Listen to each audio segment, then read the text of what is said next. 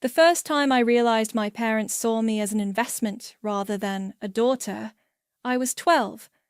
Mom was reviewing my report card at the kitchen table, red pen in hand, circling my lone B+ in pre-algebra like it was a bloodstain on an otherwise perfect document. My name is Victoria, and that moment marked the beginning of understanding that love in our house came with conditions, spreadsheets, and very specific expectations. Portland.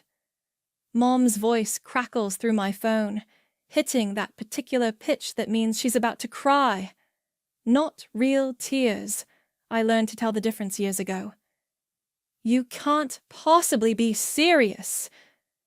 I adjust my laptop screen, double-checking that my email acceptance from the design firm is real. Senior UX designer, 6 figures, my dream job. I am serious, Mom.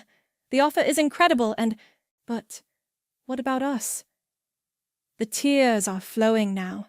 I can picture her pacing in her designer kitchen, probably already speed-dialing Dad on the landline. We co-signed your loans, Victoria. We invested in you.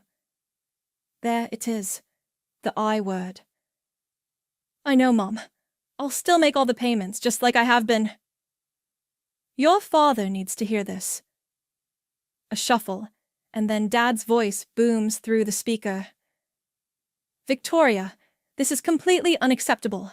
Do you understand what you're doing to your mother? I grip my phone tighter, forcing my voice to stay steady. Dad, I'm 26. This is an amazing career opportunity. Career? He scoffs. You have a perfectly good job here, near family, near us, where we can help each other. Help each other. Code for where we can control you. The loans, Victoria. Mom chimes in from what sounds like the background. If you leave, we'll stop paying.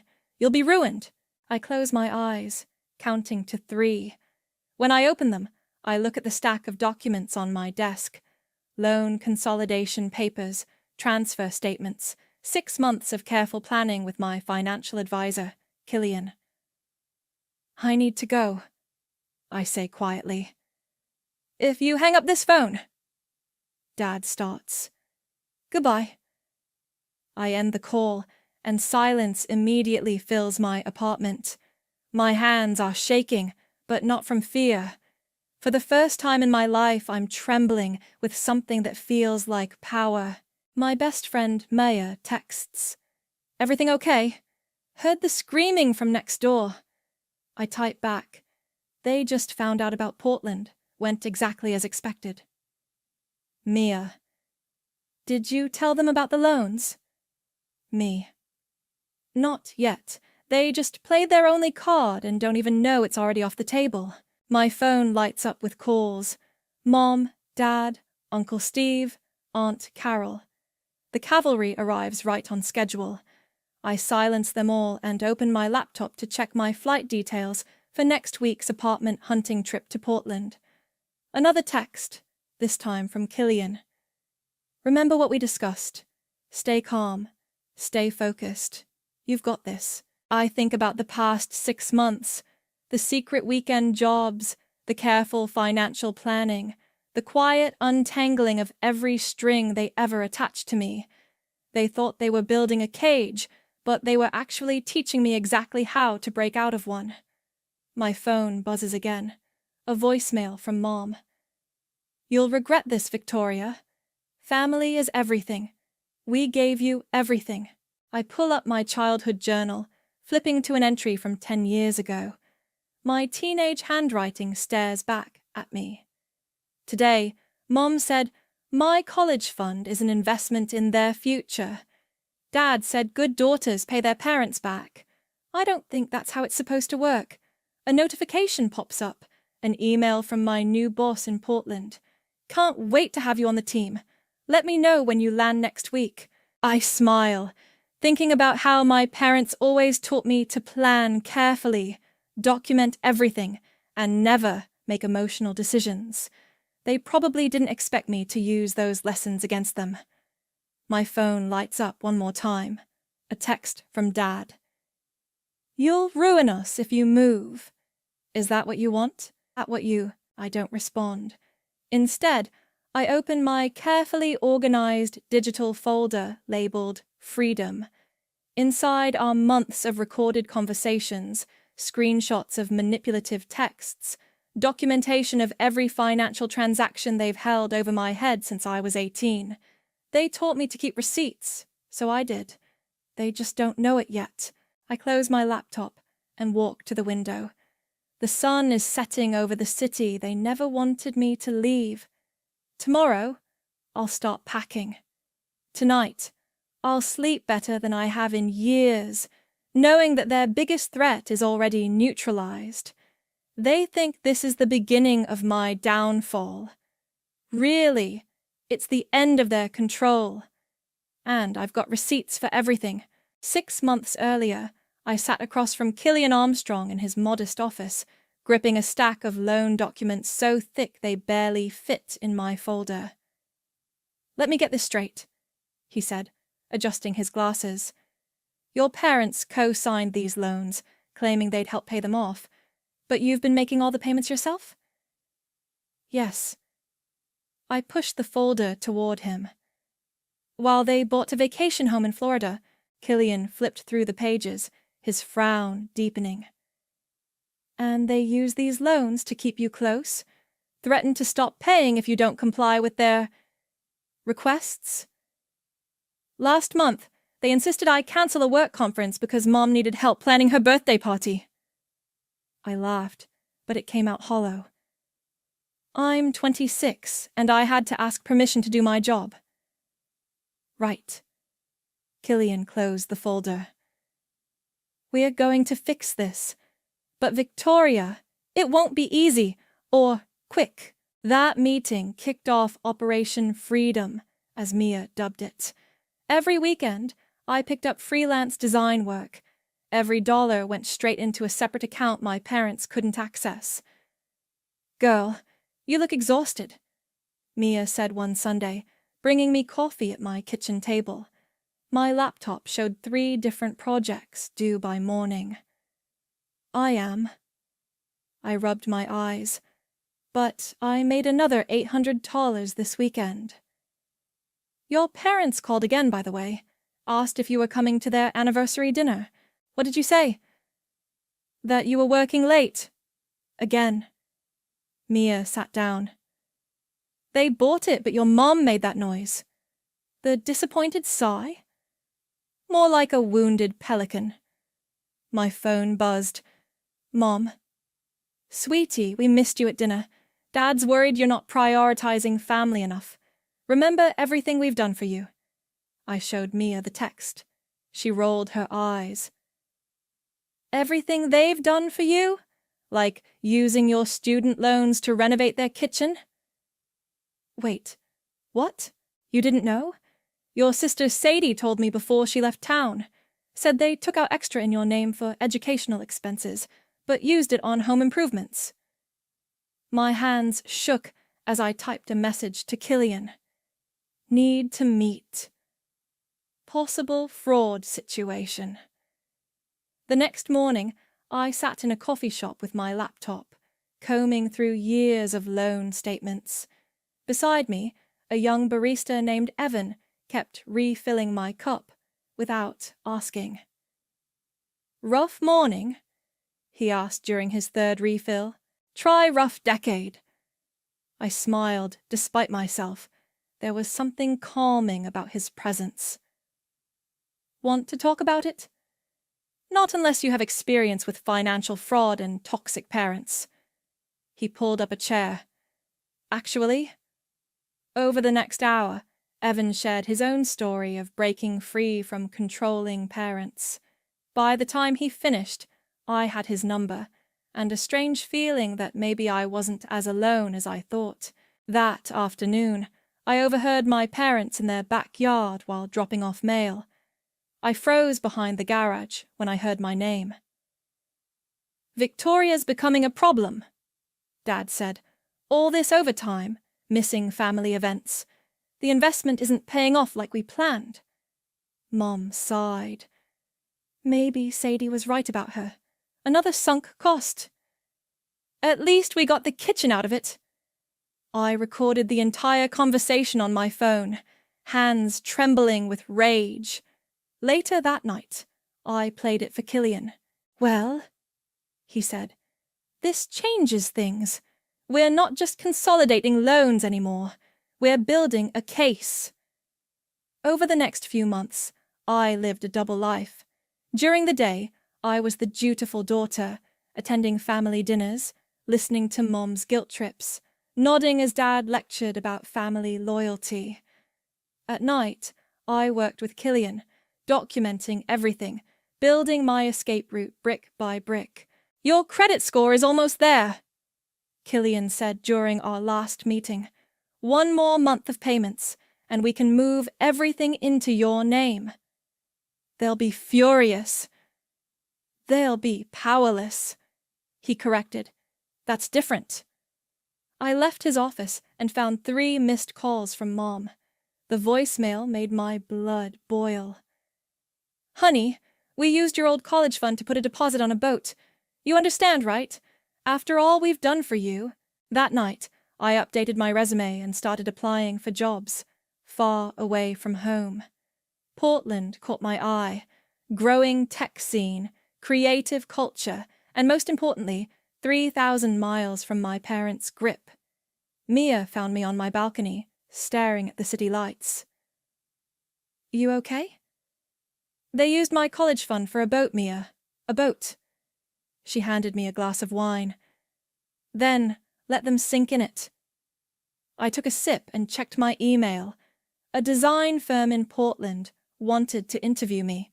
"Time to start the endgame," I said, showing her the email. Mia clinked her glass against mine. "May they never see you coming."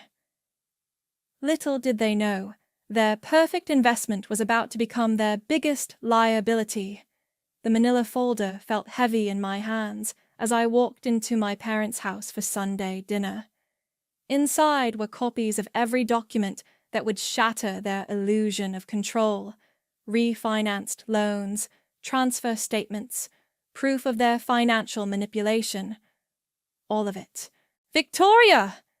Mom's voice carried from the kitchen. "Come help me with the roast." Aunt Carol and Uncle Steve were already at the dining table, along with my cousin Rachel. Perfect. Witnesses for what was about to happen. In the kitchen, Mom stirred gravy while wearing her favorite, best mom ever apron. The irony wasn't lost on me. "Where have you been lately?" She didn't look up. "We barely see you anymore." "Working." I set the folder on the counter. "Saving money." "For what? You have everything you need here." She tasted the gravy. "Did you think more about that ridiculous Portland idea?" Dad walked in, loosening his tie. "Portland? I thought we settled that nonsense." "Actually," I took a deep breath, "that's why I brought this." I picked up the folder. Mom's eyes narrowed. "What's that?" "Why don't we discuss it over dinner?" The roast was served, wine was poured, and small talk circulated. I waited until everyone had taken their first bites. "So," Mom smiled tightly, "Victoria has an announcement." "Yes." I pulled out the folder.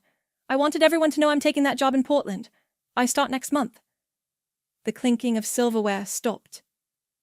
"But the loans," Dad started.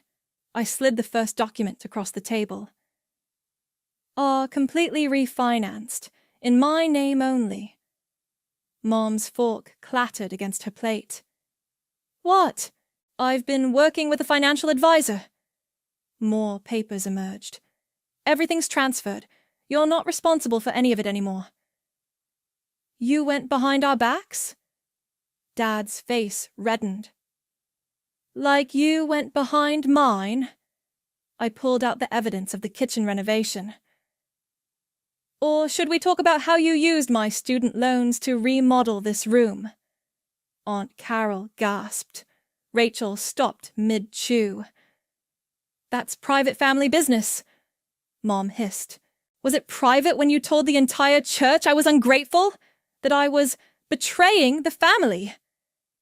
We invested everything in you. Dad slammed his hand on the table. No. I stood up slowly. You invested in control. You invested in guilt. You invested in keeping me trapped. How dare you? Mom's voice shook. After everything we've done, everything you've done? I laughed. Let's list it. Using my loans for home improvements, threatening my credit if I didn't attend every family function, making me feel guilty for wanting my own life. We're your parents. You're manipulators. I turned to our relatives. Did they tell you they bought a boat with my college fund, or that they've been using my loan payments to finance their vacation home? Uncle Steve looked at Dad. Walter, is this true? She's being dramatic, Mom cut in. Victoria's always been sensitive. I have receipts. I dropped the final stack of papers. For everything. Dad flipped through them, his face growing paler. Mom started to cry, real tears this time. So you don't need us anymore? She whispered. No. I picked up my purse. I never did. If you walk out that door... Dad stood up. You'll what? Stop paying the loans you haven't been paying? Cut me off from money I never see? Tell everyone what a terrible daughter I am? I headed for the door. Go ahead. The truth has receipts, and I have copies of everything. Victoria! Mom's voice cracked. We're family. I turned back one last time. Family doesn't hold debt like a weapon.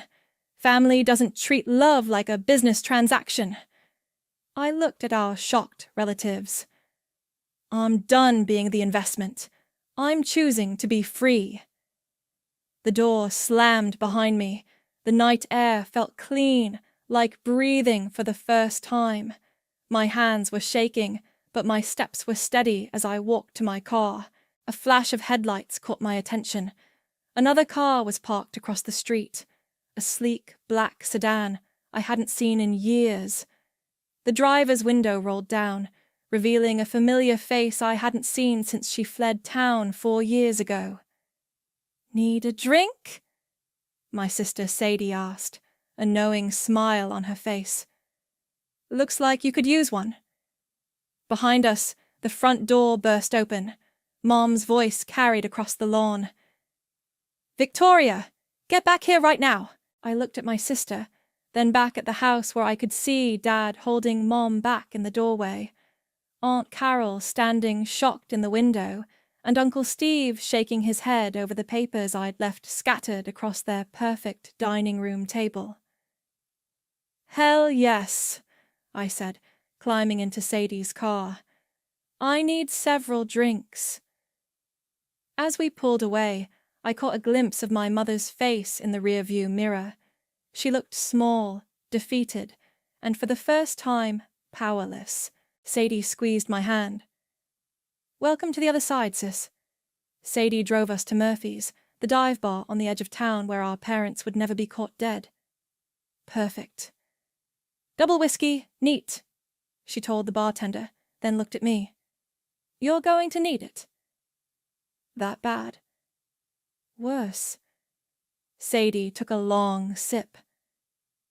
What you did back there, that was just the opening act. They're going to go nuclear. My phone buzzed.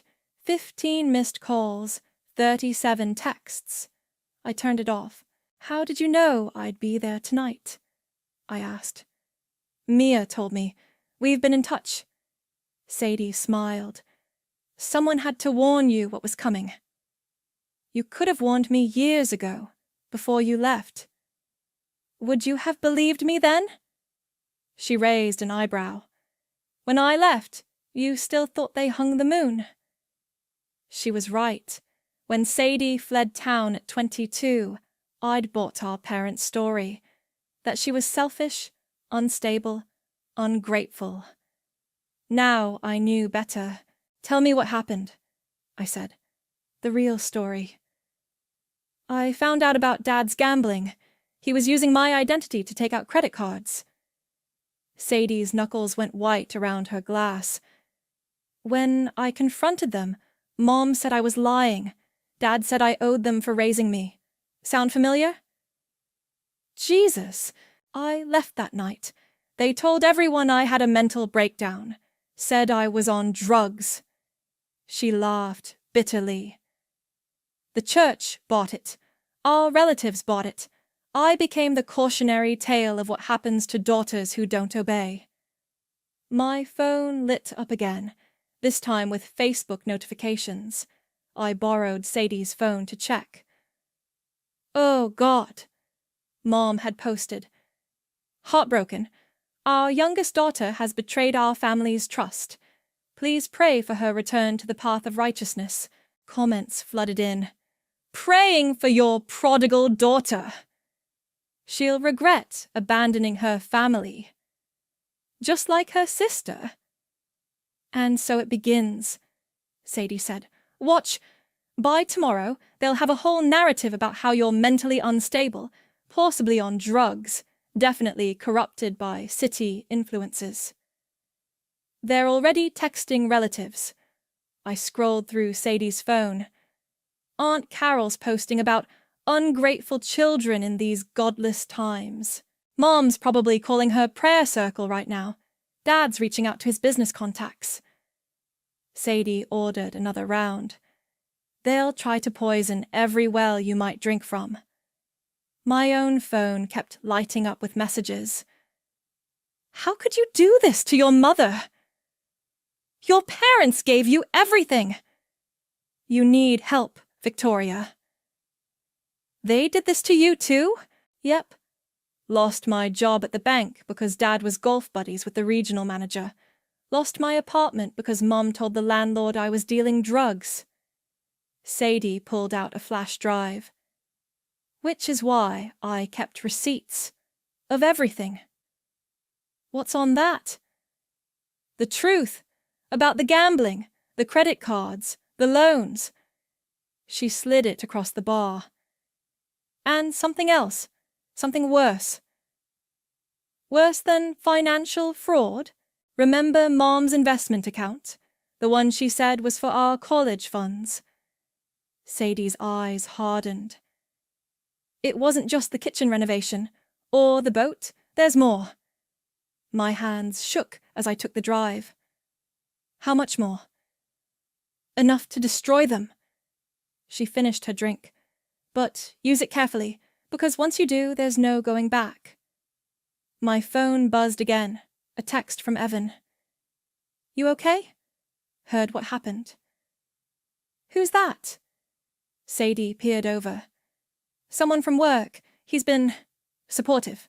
Keep him close. You're going to need allies. She checked her watch. They'll be at church tomorrow, playing the victims. By Monday, half the town will think you're having a breakdown. Let them. I pocketed the flash drive. I'm done playing their game. No. Sadie smiled sadly. You're just starting to play it right. We left Murphy's around midnight. As Sadie drove me home, we passed our parents' house. Lights still on, cars in the driveway, probably an emergency family meeting about their wayward daughters. You know what's funny? Sadie said. They taught us everything we needed to take them down. Document everything. Maintain appearances. Play the long game. Some investment. The best revenge is living well. She parked outside my apartment. But the second best is using their own weapons against them. I hugged her goodbye, the flash drive heavy in my pocket.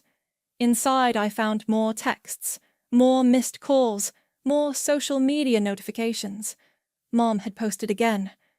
Sometimes loving your child means tough love. Please continue praying for Victoria's soul. I thought about the drive, about Sadie's warnings, about the storm coming my way. Then I opened my laptop and started writing, documenting everything while it was fresh. Because Sadie was right. They taught us to keep receipts. And I was about to show them exactly how well I'd learned that lesson. The contents of Sadie's flash drive made me physically sick. I sat at my kitchen table at 3 a.m., staring at bank statements, loan documents, and email threads that painted a picture so much darker than I'd imagined. Pick up, I muttered, calling Killian despite the hour. Victoria? He sounded groggy. What's wrong? I need you to verify something. Can you access Mom's investment records from 2015? Papers shuffled on his end. Give me a minute. Yes, what am I looking for? An account under the name Educational Reserves. More shuffling. Then silence. Killian. I see it. His voice turned hard. Victoria, this is fraud. Clear-cut fraud. They took out extra loans in my name, I said, then funneled the money through that account. But it gets worse. How much are we talking about? Nearly 50,000, and they did the same to Sadie. The next morning, I sat in Truman Lynch's office. He'd been our family lawyer for 20 years, and his face grew increasingly pale as I showed him the documents. I knew about the kitchen renovation, he admitted, but this is criminal. Will you help me? He removed his glasses, rubbing his eyes. Your parents have been my clients for decades. They've been stealing from their daughters for decades. Let me make some calls. He picked up his phone, then paused. Victoria, be careful. They're already moving against you. What do you mean? He turned his computer screen toward me. On it was a local community Facebook page. Mom had posted a long message about her mentally unstable daughter who needed intervention. The comments were flooding in. Just saw her at Murphy's last night, drinking heavily. She's been acting strange at work, hanging out with that troubled sister of hers. My phone buzzed. Evan calling. Hey. His voice was low. You should know. Your dad just called the office. Told HR you're having a mental health crisis and might be a liability. I gripped the phone tighter. What did HR say? They're concerned, but I showed them the Portland job offer and vouched for you. You might want to get ahead of this. Back at my apartment, Mia and Sadie were waiting. I spread the documents across my coffee table. Holy shit, Mia whispered, reading through them. They used your tuition money to buy stocks? And a boat, and the kitchen, and Dad's gambling debts. Sadie pointed to a transaction list, all while making us feel guilty for every penny they spent on us. We need to go public, I said. They'll destroy you, Mia warned. They're already trying. I opened my laptop. But I have something they don't. What's that? The truth. And proof. I started typing. I'm writing an open letter, not for revenge, but for every other daughter trapped in financial abuse. Hours passed as we crafted the post, every word carefully chosen, every accusation backed by documents, every emotional manipulation exposed. When will you publish it? Sadie asked. After I move. When they can't reach me. My phone lit up with a text from Truman. They know something's coming. Regina just called asking about financial disclosure laws. Good, Sadie said. Let them sweat. I scheduled the post for the day after my move to Portland, then started a second document, this one for the women's support group Mom always bragged about leading at church. What are you writing now? Mia peered over my shoulder. A different version, more personal, about how they weaponized faith and family to maintain control. I attached bank statements showing donations to the church made with stolen loan money. The church ladies deserve to know who they're really praying with. Suddenly, my laptop pinged with an anonymous email. They know what you're planning. Let them know, Sadie said, squeezing my shoulder. Let them feel what I felt, what you felt, the powerlessness. I looked at the documents scattered around us, years of manipulation reduced to paper trails and bank statements. Mom's voice echoed in my head. Family is everything. No, I said aloud. Truth is everything. My phone buzzed again, a message from Killian. Everything's ready. All accounts transferred. You're financially free. I thought about that 12-year-old girl with the B+ in pre-algebra, terrified of disappointing her parents. About the college student working 3 jobs while they renovated their kitchen with her loan money. About my sister fleeing in the night to escape their control. Schedule the posts, Sadie said. It's time. I clicked schedule and closed my laptop. In 1 week, the truth would detonate like a bomb in their perfectly curated world. But first, I had a new life to pack for. Let them know what's coming. Let them feel the fear of powerlessness they made us feel for so long. The best revenge isn't just living well, it's living truthfully. Moving boxes surrounded me like cardboard sentinels when the pounding on my door started. I knew that knock, the rapid, angry percussion of my mother's rings against wood. Victoria!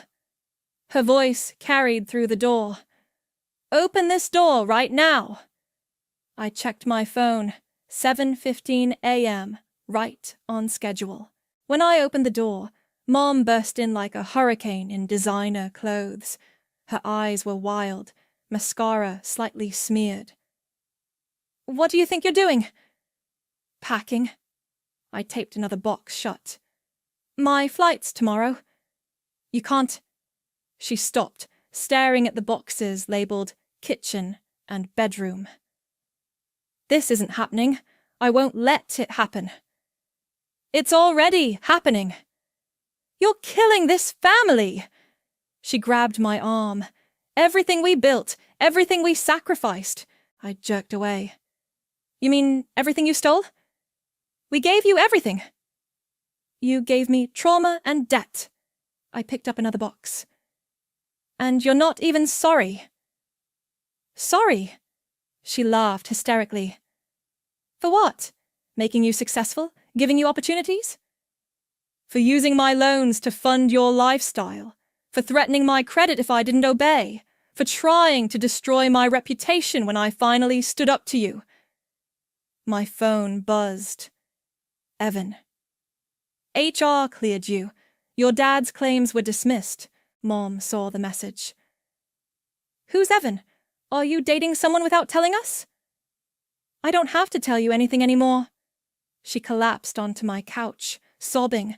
Not the manipulative tears from before. These seemed different.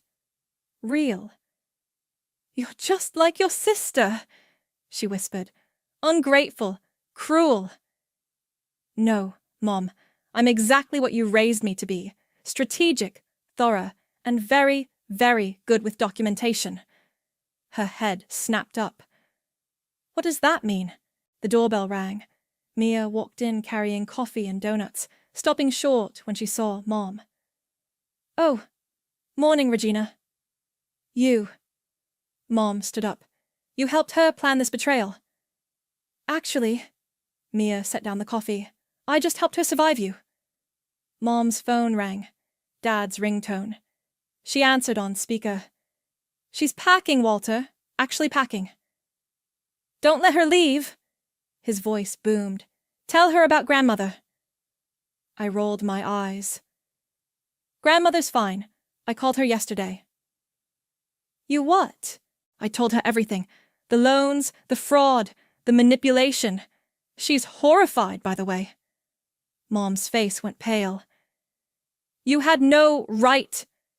I had every right. It's my life, my loans, my truth. Your truth! She spat the words. We'll see what people think of your truth when they learn what kind of daughter you really are. You mean the kind who documents financial fraud?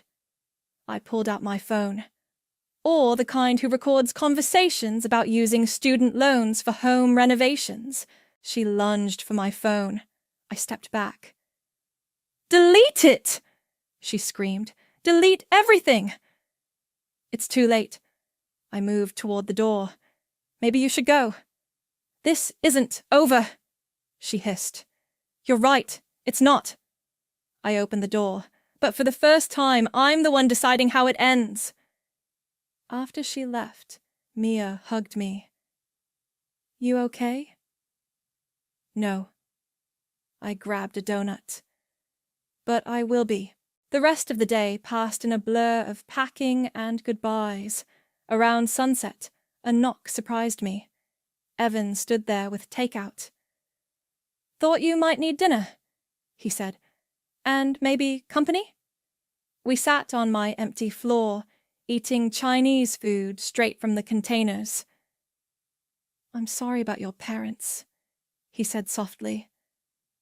I'm not. Not anymore. I picked at my noodles. They showed me exactly who they are. I'm just finally believing them. When do you leave? Tomorrow morning, early flight. He hesitated. I got a job offer too, in Portland. My heart skipped. What? Different company, but same city. He smiled.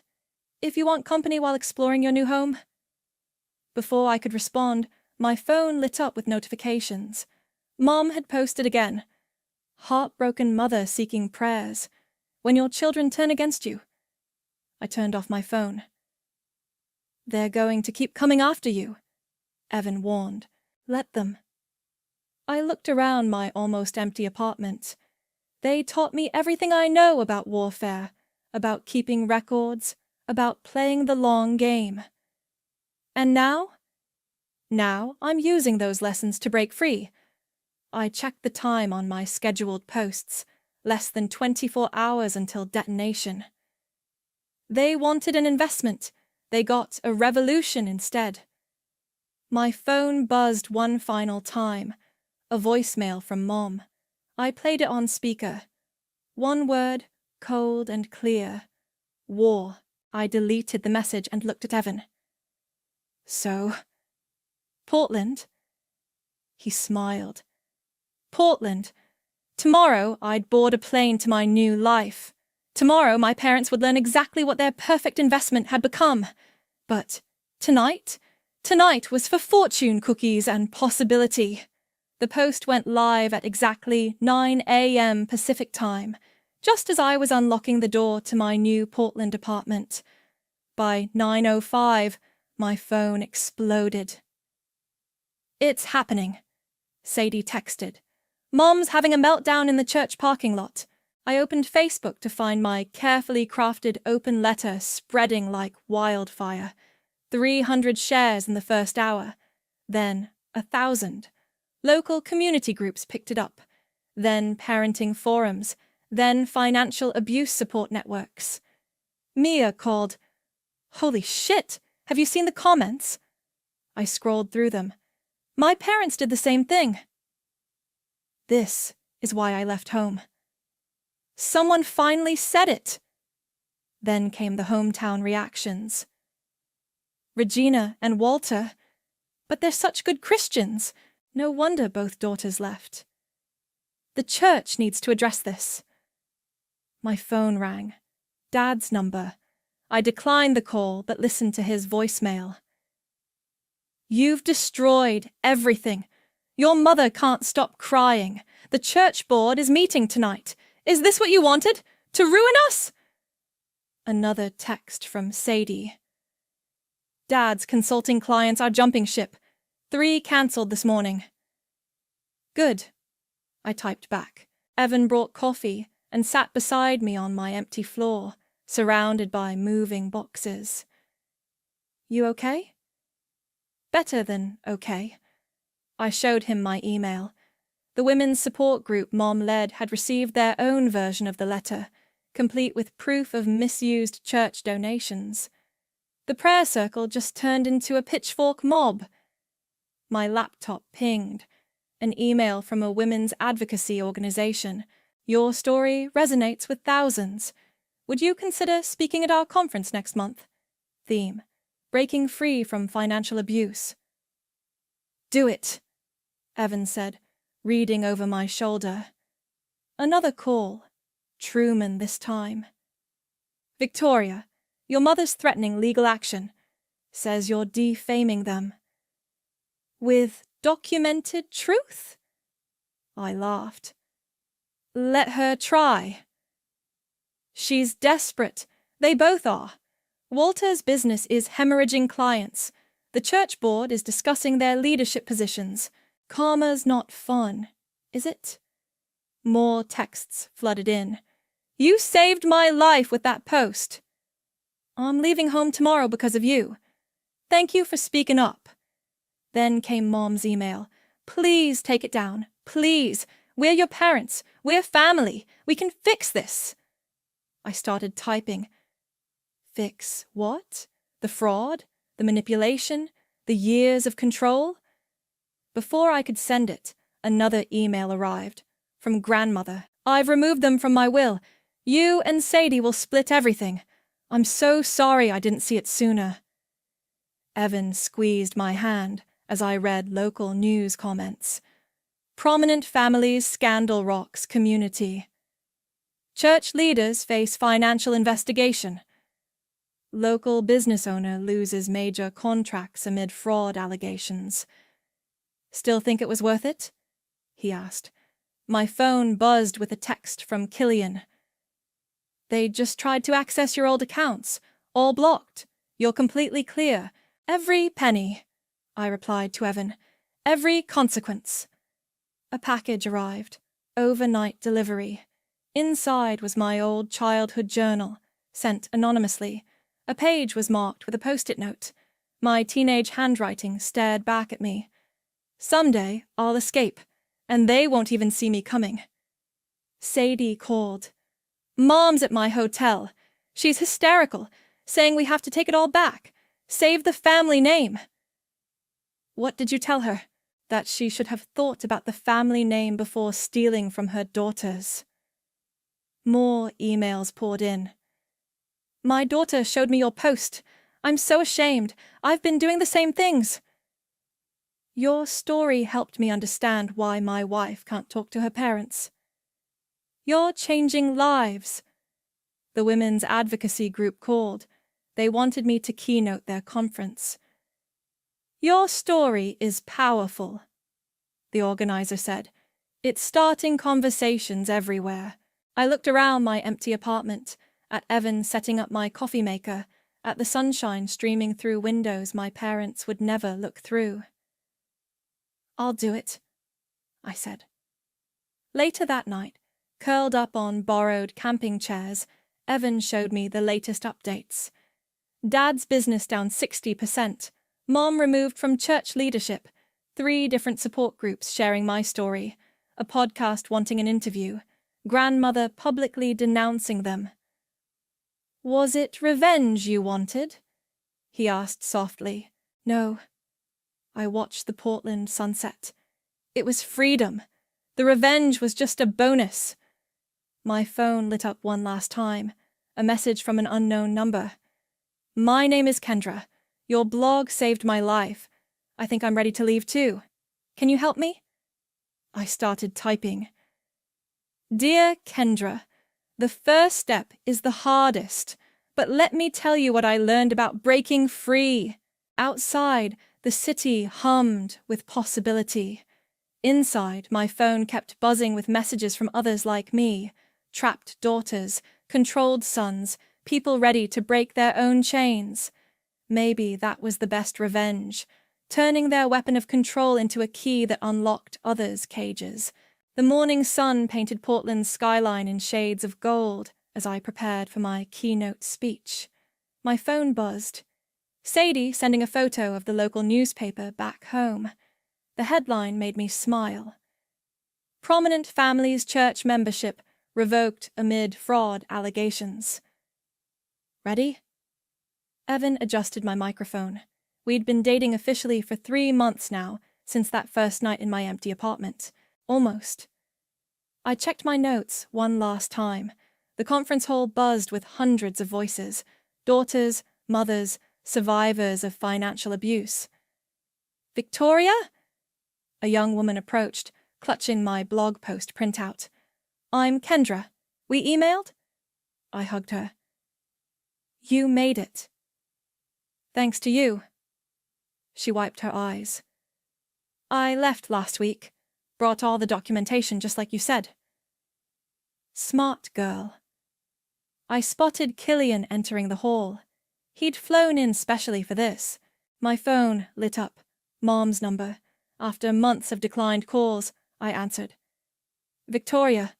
Her voice was different, smaller. I saw you're speaking today. I am. I've been thinking. A pause. About what you wrote, about what we did. And? You were right. She started crying. We were wrong, so wrong, but please, can we try to? No. My voice stayed steady. You can't manipulate your way back in, not anymore.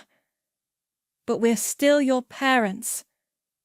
Biology isn't a blank check, Mom. Goodbye. I hung up as Mia arrived, hugging me tight. Guess what? Your story's being added to 3 college psychology courses as a case study in financial abuse. The organizer signaled, 5 minutes till showtime. Sadie texted again. Dad's consulting firm is closing. Karma's got good aim. Ready now? Evan squeezed my hand. I looked out at the crowd, spotted Kendra sitting with other young women, all clutching papers and hope. Saw Killian nodding encouragingly, felt Mia's supportive presence behind me. The organizer introduced me. Speaking about breaking free from financial abuse and family control, Victoria. Standing at the podium, I took a deep breath. My story begins with a B+ in pre-algebra, I started. But it's not about grades. It's about control, about parents who saw children as investments, about breaking free. The crowd leaned in. They taught me to document everything, to plan carefully, to think strategically. I smiled. They never imagined I'd use those lessons to escape them. Phones recorded, pens scratched on paper, eyes glistened with tears and recognition. But this isn't just my story. It's Kendra's story. I gestured to her. It's maybe your story. And here's what I learned. The best revenge isn't destruction, it's construction, building a new life, helping others build theirs. Afterward, the line of people wanting to talk stretched through the hall. Each had a story. Each had hope.